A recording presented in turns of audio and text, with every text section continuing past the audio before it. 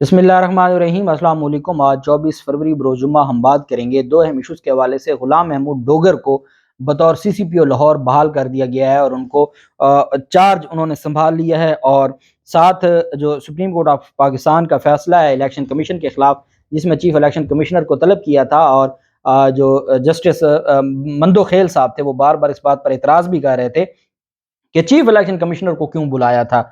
अब chief election commissioner की को वो इज्जत दे रहे हैं और अपने साथी जज के बारे में वो जो ऑडियो का एक धंधा शुरू किया है मुस्लिम लीग नून ने, उसके ऊपर कह रहे हैं कि वो जो ऑडियो आई है और वो जो सारा मामला है। और दूसरी जानिब नैब तरमीम के खिलाफ जो अहम दरख्वास्त थी उसके ऊपर भी अदालत ने समाअत की, उसकी तफसील भी मैं आपके साथ शेयर करूँगा। साथ हम बात करेंगे सुप्रीम कोर्ट ऑफ पाकिस्तान में एक समाअत हुई और ये पंजाब पुलिस में सियासी मुदाखलत है और उसको दानिस्ता बगैर इख्तियारात के रखा गया है। ये चीफ जस्टिस उमर अता बंदयाल साहब ने रिमार्क्स दी हैं। पुलिस अफसरान की ट्रांसफ़र पोस्टिंग के खिलाफ केस की समाअत हुई। पंजाब और सिंध हुकूमतों की जानिब से ट्रांसफ़र पोस्टिंग पर तफसीली रिपोर्ट जमा करवा दी गई। चीफ जस्टिस ने रिमार्क्स दिया कि पंजाब की रिपोर्ट के मुताबिक 2018 से अभी तक कोई भी IG ने 1 साल की मुद्दत मुकम्मल नहीं की। कुछ IG साहिबान तो 1 माह बाद भी IG रहे, 1 माह ही IG रहे। मौसर क़यादत के लिए ही IG के ओहदे की मुद्दत रखी गई है। एडिशनल एडवोकेट जनरल पंजाब ने कहा कि 2017 में पंजाब काबीना ने पुलिस ऑर्डर में तब्दीली का फैसला किया, ताहम आज तक IG की जानिब से तब्दीली पर ब्रीफिंग ही नहीं दी जा सकी। चीफ जस्टिस ने कहा कि 6 साल से ब्रीफिंग न होने की वजह क्या सियासी रुकावटें हैं। पंजाब पुलिस में सियासी मुदाखलत है, जानबूझकर पुलिस को ट्रेनिंग और इख्तियारात के बगैर रखा गया है। 6 साल से मगवी बच्चियों की बायाबी के लिए एजेंसियों की मदद लेना पड़ी, वो जो सिंध पुलिस का काम था। पुलिस को ट्रेनिंग की ज़रूरत है। जस्टिस अतर मिनल्ला साहब ने कहा कि पंजाब की रिपोर्ट IG साहब को ओहदों से हटाने की वजूहात नहीं बताई गई। ट्रांसफ़र करना एग्जेक्टिव का अख्तियार है, वही अवाम को जवाब दें। अगर कारकर्दगी पर ट्रांसफ़र्स की गई तो क्या किसी के खिलाफ कार्रवाई हुई? दरखास्त गुजार के वकील ने कहा कि मुझे पंजाब और सिंध की रिपोर्ट्स का जायज़ा लेने के लिए मोहलत दी जाए। चेयरमैन नैब की तर्ज पर IG का भी ओहदा भी होना चाहिए। दौरान समाअत एडिशनल एडवोकेट जनरल पंजाब और चीफ जस्टिस के दरमियान एक दिलचस्प मुकालमा भी हुआ। Chief justice additional advocate general Punjab ने कहा कि केस को इंतखाबात के बाद मई में रखा जाए। चीफ जस्टिस ने पूछा क्या आप इलेक्शन कराना चाहते हैं, तो एडिशनल एडवोकेट जनरल ने जवाब दिया कि आइन के मुताबिक 90 दिनों में इंतखाबात होने हैं।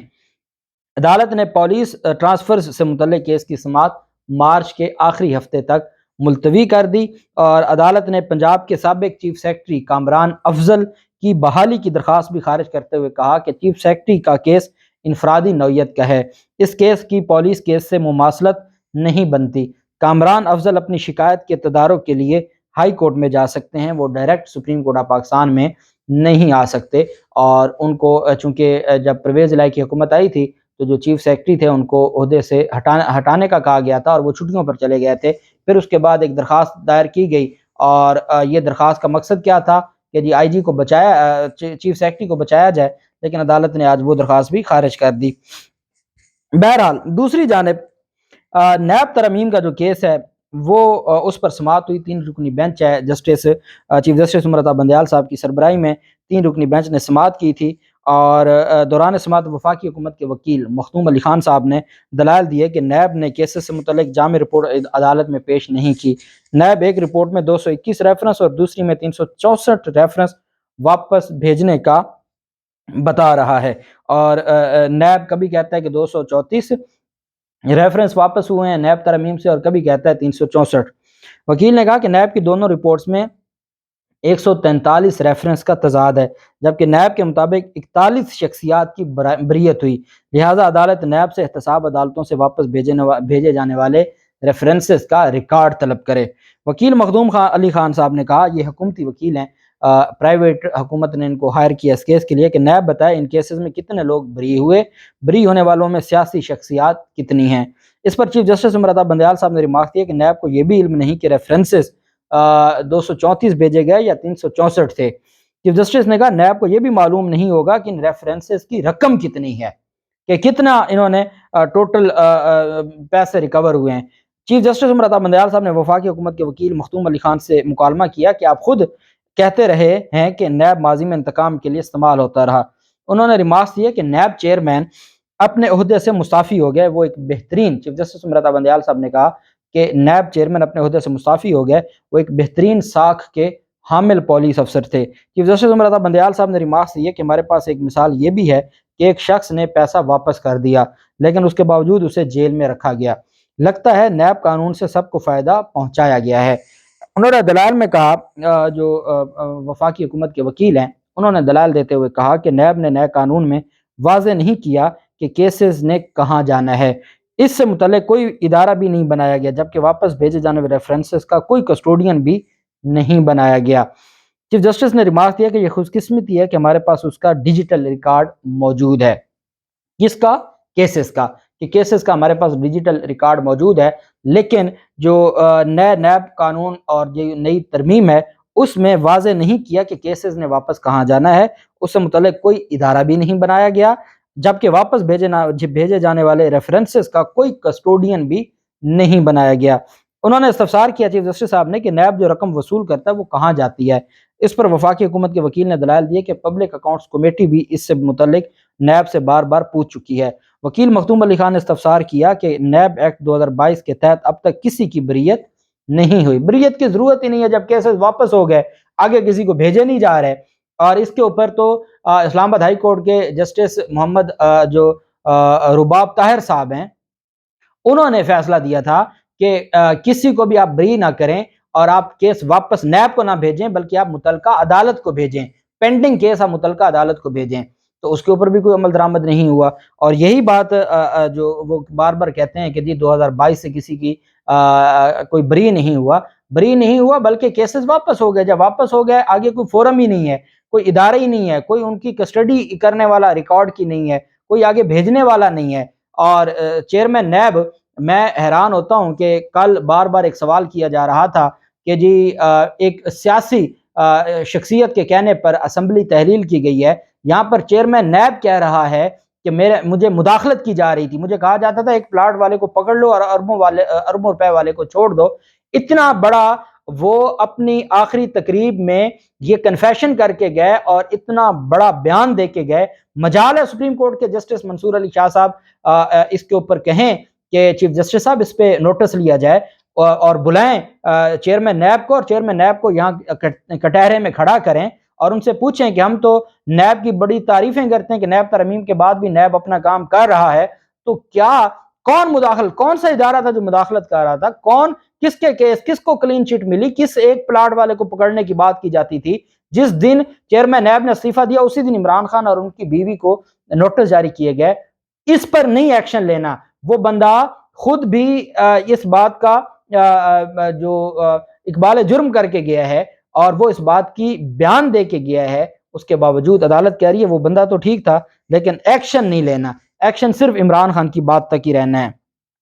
جسٹس منصور علی شاہ صاحب نے ریمارک دیا کہ نیب قانون کے علاوہ اور کون سے دیگر قانون لاگو ہو سکتے ہیں۔ اس پر وفاقی حکومت کے وکیل نے جواب دیا کہ اینٹی منی لانڈرنگ، ٹیکسیشن سمیت دیگر قانون موجود ہیں۔ عدالت نے سماعت آج تک کے لیے ملتوی کی ہے، آج دوبارہ سماعت ہوگی۔ ہمیں پتہ ہے اینٹی منی لانڈرنگ کے لیے ابھی حکومت نے درخواست کی ہے کہ کوئی عدالتیں مختص کی جائیں۔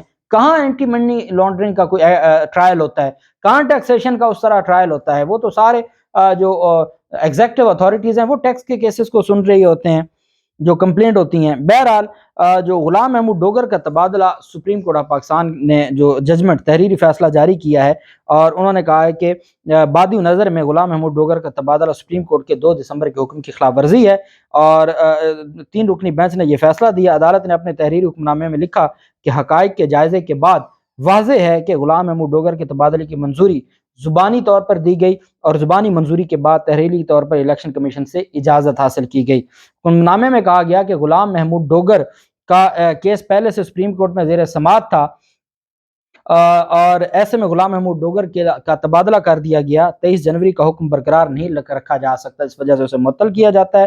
عدالتی حکم نامے میں کہا گیا کہ غلام محمود ڈوگر کے کیس کی آئندہ سماعت پولیس ٹرانسفر اور پوسٹنگ کیس کے ساتھ کی جائے گی، جس کی سماعت عدالت عظمیٰ کا 5 رکنی بینچ کر رہا ہے۔ یہ سپریم کورٹ آف پاکستان نے فیصلہ دیا، اور سپریم کورٹ آف پاکستان نے اتنا بڑا جو ایک چارج شیٹ جاری کی الیکشن کمیشن اور نگران پنجاب حکومت کے خلاف، کہا ہے کہ حقائق کے جائزے کے بعد واضح ہے کہ غلام محمود ڈوگر کے تبادلے کی منظوری زبانی طور پر حاصل کی گئی۔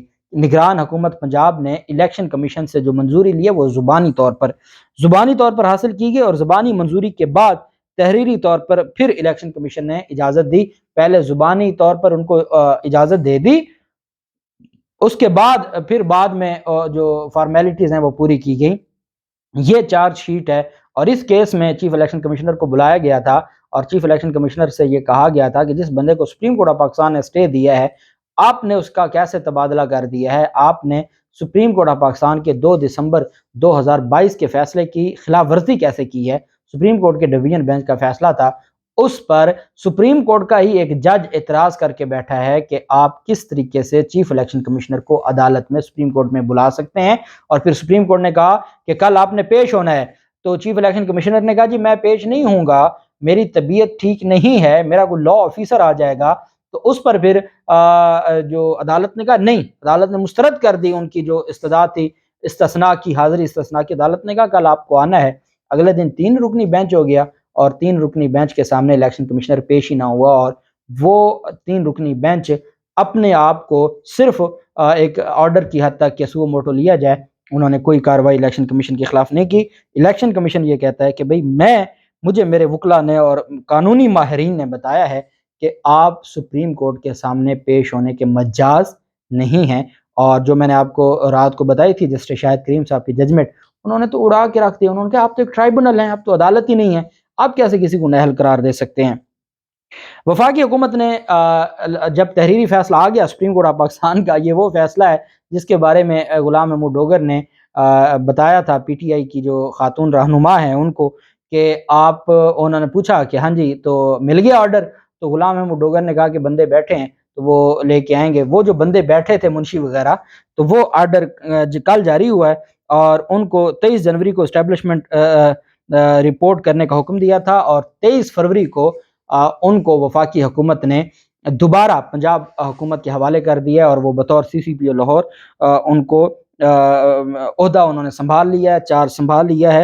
اور نگران حکومت نے بلال صدیق کمیانہ کو سی سی پی او لاہور تعینات کیا تھا، جو حمزہ شہباز کے دور میں سی سی پی او لاہور تھے۔ تو اب جو غلام محمود ڈوگر ہیں وہ سی سی پی او لاہور کے بطور سی سی پی او لاہور انہوں نے چارج سنبھال لیا ہے، اور ان کو بحال کر دیا گیا ہے۔ اور یہ وفاقی حکومت نے باقاعدہ نوٹیفیکیشن جاری کرتے ہوئے غلام محمود ڈوگر کی خدمات پنجاب حکومت کے واپس حوالے کر دی ہیں۔ اب یہ سپریم کورٹ آف پاکستان کے اہم کیسز کے سماعت کا حوال تھا، اور انشاءاللہ آج 11 بجے سماعت ہونے جا رہی ہے 9 رکنی بینچ کی، اور دیکھتے ہیں کہ 9 رکنی بینچ میں مندوخیل صاحب بیٹھتے ہیں کہ نہیں بیٹھتے، اور پھر جس طریقے سے جو باتیں کی گئی مریم نواز کی جانب سے، کیا کوئی عدالت میں ریئیکشن سامنے آتا ہے؟ جو بھی تفصیلات ہوں گی آپ کے ساتھ شیئر کرتے رہیں گے۔ اللہ پاک پاکستان کا حامی و ناصر ہو۔ بہت شکریہ۔ اللہ حافظ۔ پاکستان زندہ باد۔